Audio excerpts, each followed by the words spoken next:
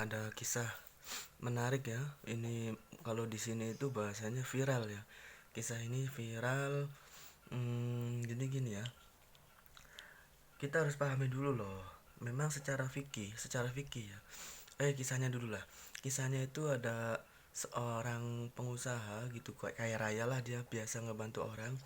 Dia itu mengumpulkan anak yatim, untuk disantuni anak yatim di apa ya, Muharram itu ya, yang terkenal hari anak yatim itu, 10 Muharram itu ya. Mengusap anak yatim, lalu menyayangi anak yatim, ngajak bermain, ngajak makan bersama, dikasih bekal untuk menjalani hidup atau berapa bulan kemudian gitu. Yang di pesantren gitu, yang di yayasan dan lain-lain. Lalu ada orang yang sok ahli fikih ya. Mungkin ini santri baru belajar, baru ngaji, atau alumni santri tapi belajar fikihnya itu ya setengah-setengah. Jadi hanya belajar kitab kuning, baca-baca kitab kuning, tanpa ada pemahaman, tanpa ada wawasan, tanpa dicampuri dengan tasawuf, tanpa dicampuri dengan kebijaksanaan. Akhirnya fikihnya fikih saklek, fikihnya fikih kaku. Dia protes, dikritik acara itu, katanya itu bukan santunan anak yatim, itu yatim udah gede-gede katanya, yatim udah gede-gede. Nah, saya masuk ke dalam ranah fikih ya. Secara fikih, hukum disebut yatim itu memang iya, umurnya itu harus sebelum balik itu disebut yatim. Kalau sudah balik itu nggak disebut yatim lagi, yatim piatu gitu ya. Memang secara fikih seperti itu. Tapi ingat loh kawan-kawan yang jadi santri, yang belajar kitab kuning. Kitab kuning itu memiliki konteksnya, kontekstualnya, keadaannya beda-beda.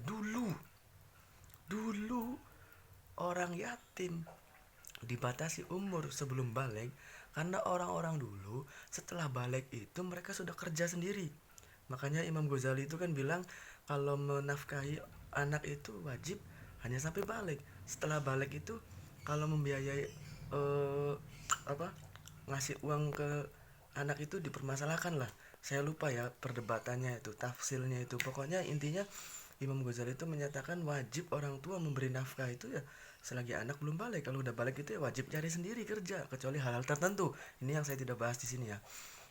Nah, jadi orang dulu itu, bang, kakang, akang santri, santri, teteh, kakang-kakang, mbak-mbak, semuanya mas-mas yang jadi santri, dulu orang sudah balik itu sudah bisa nyari makan sendiri, sudah bisa kerja sendiri. Beda dengan keadaan sekarang. Sekolah wajib sampai berapa tahun? Di Indonesia umumnya sekolah wajib sampai berapa tahun? Bahkan sekarang santri banyak yang kuliah. Masa iya sih? Jadi kalau menurut saya yatim piatu itu tergantung sikon lah. Seandainya orang yang yatim dari walaupun masih kecil, tapi dia punya harta warisan yang banyak melimpah, ya itu juga kalau dibantu ya memang benar dapat bantuan apa, dapat apa ya bahasanya, dihukumi membantu anak yatim. Tapi secara real, secara realitas mata memandang itu kan kayak, oh, itu udah banyak uangnya kan. Jadi kita hilangkan dulu batasan umur lah. Kita lihat kondisi dia. Dia itu memang umuran SMP udah balik, umuran SMA tapi susah sengsaranya bukan main. Nggak punya saudara misalkan, hidup di yayasan, nggak punya makan seadanya, sekolah harus utang-utang. Apa iya kita nggak bisa membantu yang itu hanya karena alasan itu bukan yatim? Oke lah kalau kalian maksa, kalau kalian saklek fikirnya itu tidak disebut membantu anak yatim, sudah nggak apa-apa. Membantu fakir miskin, apa salahnya?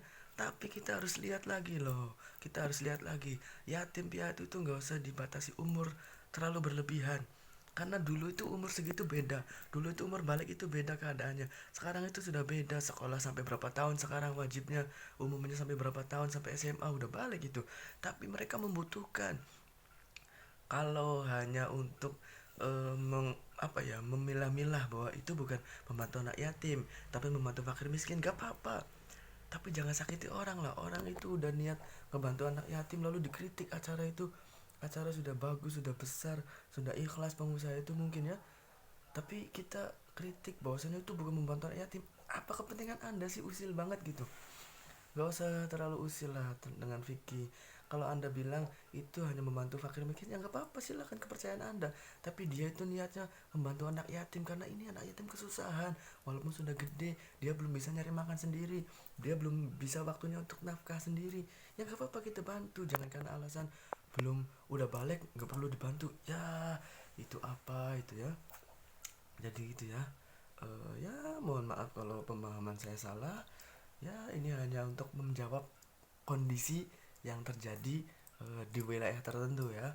Jadi kalau mau dijadikan umum ya silakan, terserah. Pemahaman umum silakan, mau jadikan pemahaman khusus silakan. Para santri ya harus berdiskusi tentang hal ini ya supaya maju ya. Oke, terima kasih.